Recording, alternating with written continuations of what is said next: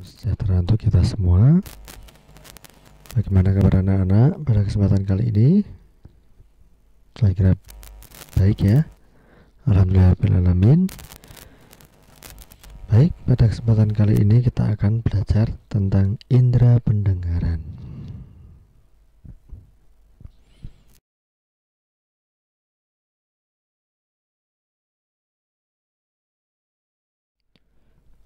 Indera pendengaran.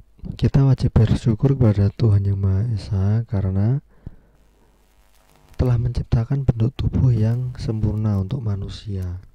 Salah satunya kita diberi indera pendengar atau telinga. Dengan indera tersebut kita bisa mendengar berbagai suara seperti kicauan burung, suara air mengalir, dan juga kita bisa menikmati lantunan musik yang indah. Nah, kemarin anak-anak sudah menggambar itu ya anak-anak, bagian-bagian dari telinga ya, dari daun telinga sampai ke rumah siput. Nah itu ya anak-anak. Nah kita akan pelajari bagaimana suara bisa terdengar nanti ya anak-anak. Tapi sebelumnya kita pelajari dulu bagian-bagiannya. Telinga adalah indera pendengar dan keseimbangan. Telinga mengumpulkan getaran bunyi dari udara dan mengubahnya menjadi pesan yang disebut sinyal saraf. Sinyal ini kemudian diteruskan ke otak.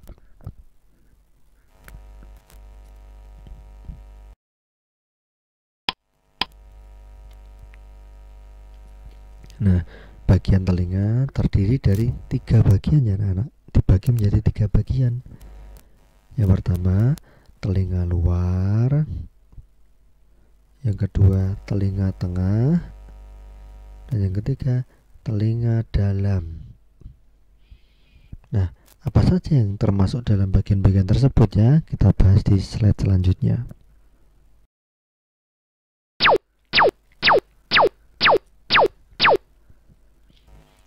Nah, yang pertama adalah telinga luar. Telinga luar adalah bagian yang bisa terlihat. Nah, jadi yang letaknya di luar. Nah, telinga luar terdiri dari yang pertama daun telinga. Daun telinga ini berfungsi mengumpulkan atau menyalurkan bunyi ke liang atau saluran telinga. Jadi kalian tahu anak-anak seperti corong itu ya anak-anak. Nah, fungsinya kurang lebih seperti itu. Jadi bisa menangkap suara. Nah, ini daun telinga. Kemudian yang kedua, lubang telinga, tempat masuknya bunyi. Nah, tempat masuknya namanya lubang telinga. Nah, di dalamnya itu terdapat rongga. Nah, rongga itu disebut saluran telinga atau liang telinga. Ya, fungsinya untuk meneruskan rangsang. Yang kedua yaitu telinga tengah. Telinga tengah. Fungsi telinga tengah yaitu untuk mengubah gelombang bunyi yang ditangkap telinga luar untuk menjadi getaran. Getaran tersebut kemudian dilanjutkan pada telinga dalam. Nah, telinga tengah tadi terdiri dari yang pertama gendang telinga. Nah, gendang telinga ini berfungsi menangkap getaran yang ditangkap oleh daun telinga tadi anak-anak. Nah, getaran masuk dari daun telinga tadi melalui saluran telinga, kemudian ditangkap oleh gendang telinga atau mengenai gendang telinga. Nah, gendang telinga itu fungsinya mengubah bunyi menjadi getaran.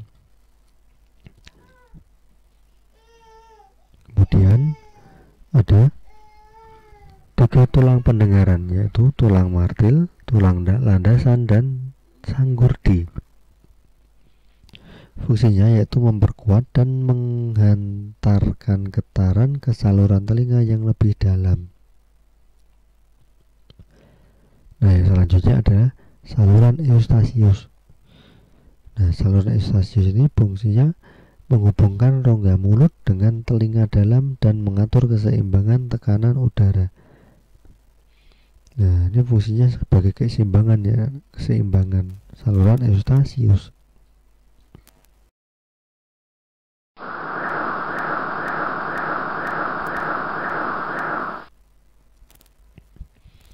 Selanjutnya kita ke bagian telinga dalam. Telinga dalam adalah pusat kendali dari indera pendengaran kita. Fungsi telinga dalam adalah untuk mengubah getaran dari telinga dalam menjadi impuls listrik dan meneruskannya melalui saraf menuju otak. Nah, bagian-bagiannya yaitu yang pertama itu anak-anak 3 saluran setengah lingkaran. Nah, ini ya anak-anak. Ya, fungsinya menjaga keseimbangan tubuh.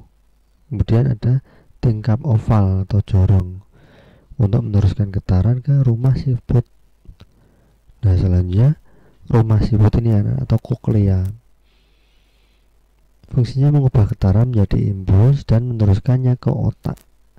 Nah, rumah siput itu mengubah getaran menjadi impuls diteruskan ke otak ya, melalui saraf-sarafnya itu.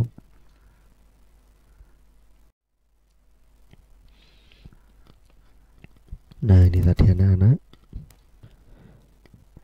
skema fungsi bagian telinga. Nah, pertama dari daun telinga tadi bunyi masuk ke lubang telinga melalui saluran telinga, kemudian mengenai gendang telinga ini.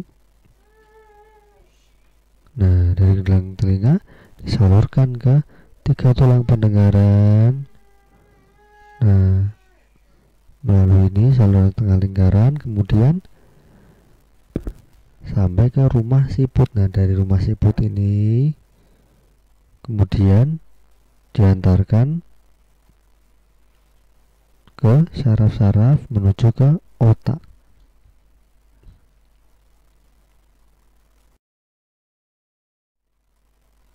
Nah, ini tadi anak-anak ya langkah-langkahnya.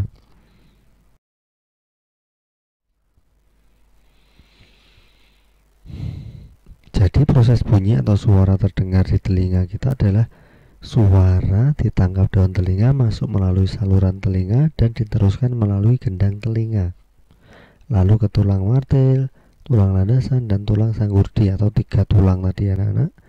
Selanjutnya dilanjutkan ke rumah siput dan akhirnya sampai ke saraf pendengaran yang terhubung ke otak. Setelah itu kita bisa memahami suara atau bunyi yang kita dengar. Nah, ini urutannya anak-anak.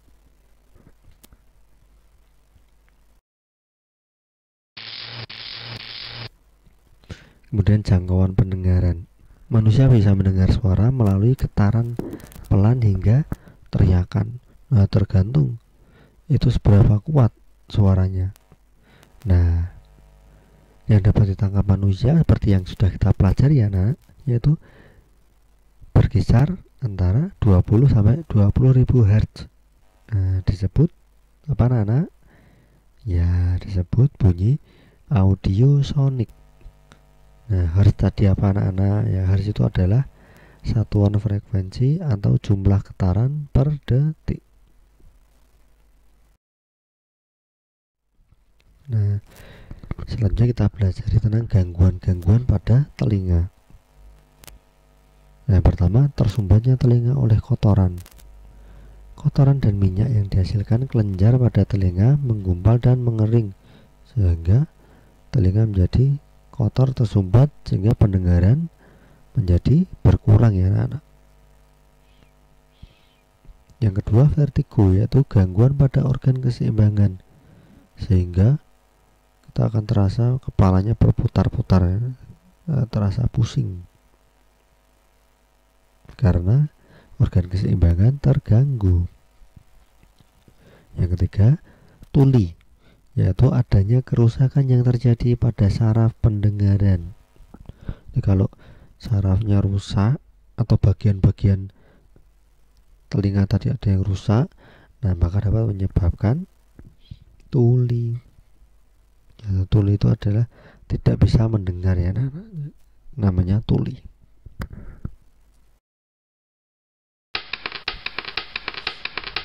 Nah, agar tidak terjadi hal semacam tadi, maka kita harus menjaga dan memelihara kesehatan telinga kita ya anak-anak. Yang dapat kita lakukan apa? Yang pertama, menghindari bunyi atau suara yang terlalu keras. Contohnya suara mesin atau suara musik yang terlalu keras. Ya utamanya anak-anak biasanya mendengarkan headset itu ya anak-anak, atau headphone.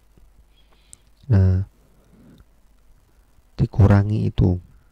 Apalagi terlalu keras itu tidak boleh. Getaran bunyi yang terlalu keras dapat merobek gendang telinga. Jika gendang telinga sobek, maka fungsi pendengaran berkurang atau bahkan tidak bisa mendengar sama sekali anak-anak. Yang kedua, menjaga kebersihan lubang telinga.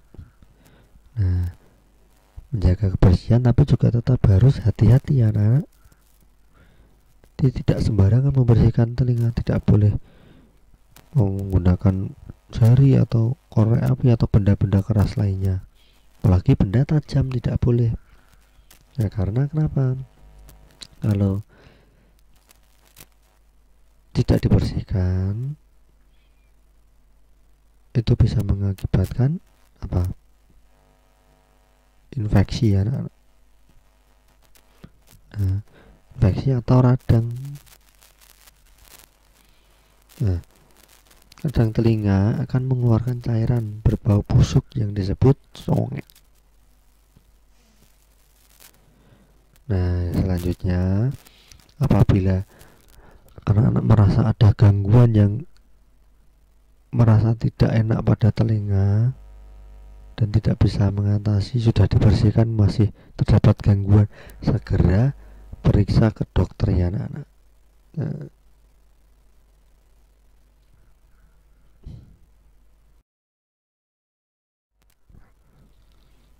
demikian pembelajaran pada kesempatan kali ini.